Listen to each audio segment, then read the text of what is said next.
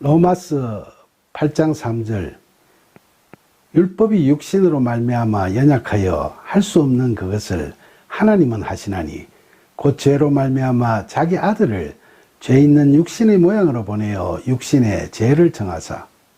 율법은 하나님께서 우리에게 주신 말씀인데 거기에는 우리가 하나님 나라에서 살면서 지켜야 할 계율들이 제시되어 있죠.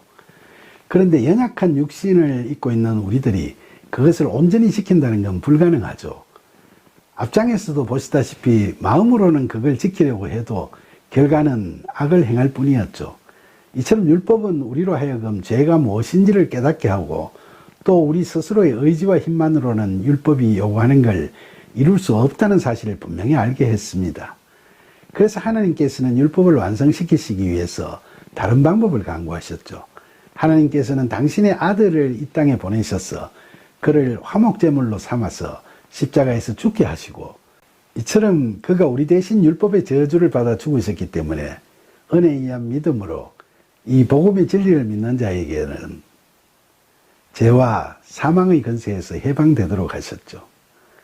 그런데 바울은 하나님께서 그 아들을 죄 있는 육신의 모양으로 보내셨다고 하죠.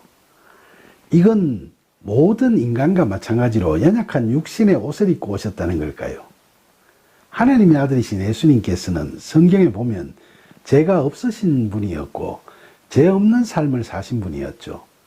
예수님의 육신은 보통 사람들과는 달리 강건한 육신을 갖고 계셨기에 하나님과의 연합이 용이했고 이를 통해 많은 이적과 기적을 보이시고 또 순종의 신실하심을 십자가 죽음으로 보이신 거죠. 그러니까 육신의 모양으로 보내셨다는 건 예수님께서 그런 연약한 육신을 갖고 태어나셨다는 말이 아니라 이스라엘 백성들, 특히 바리새인이나 사두개인 같은 자들이 볼 때 죄 있는 육신의 모양으로 보였던 예수님을 보내셨다는 이야기죠.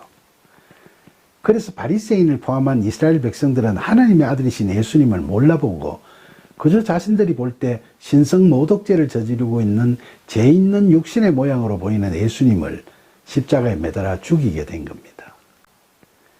그런 상황에서 예수님께서는 자신을 십자가에 매단 그들을 보시면서 하나님께 아버지 저들을 사하여 주옵소서, 저들은 자기들이 하는 것을 알지 못합니다 라고 말씀하셨죠.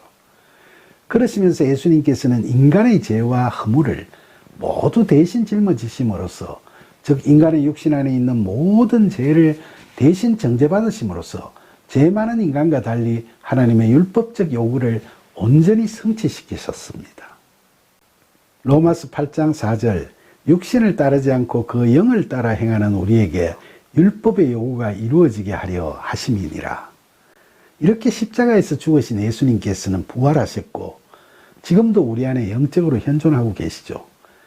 이처럼 연약한 육신을 입고 있는 인간은 하나님의 뜻, 하나님의 말씀을 이룰 수 없었지만 이제 믿음으로 거듭난 우리에게는 하나님의 뜻대로 살 수 있는 길이 열렸죠.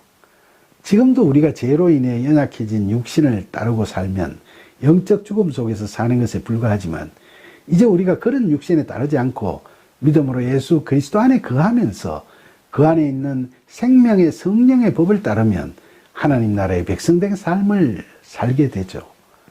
바울은 이렇게 우리가 살아가는 것, 즉 육신을 따르지 않고 성령을 따라 성령이 이끄시는 대로 살아가는 게 바로 우리에게 율법의 요구가 이루어지게 하려는 하나님의 계획하심이라고 본절에서 이야기하고 있죠. 여기서 율법의 요구가 이루어지게 한다는 건 율법을 완전하게 한다는 말과 같은 의미라고 할 수 있죠. 그런데 혹시 이 말을 우리가 결국 율법을 완전하게 지켜야만 한다는 의미로 해석하고 있지는 않습니까?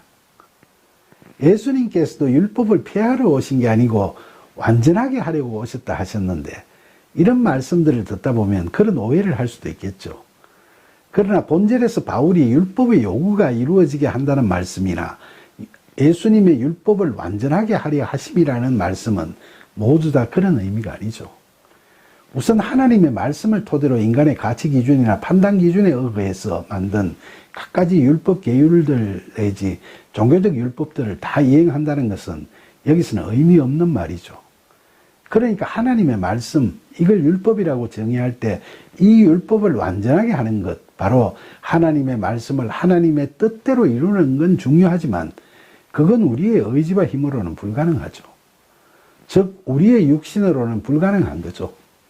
그래서 하나님께서 성령의 이끄심에 따라 우리가 성령의 열매들을 맺어가는 것, 즉 하나님께서 말씀하신 율법의 요구, 곧 하나님의 의로우신 요구가 이루어지도록 하시는 것이 바로 하나님의 계획하심임을 바울은 본절에서 우리들에게 강조하고 있는 겁니다.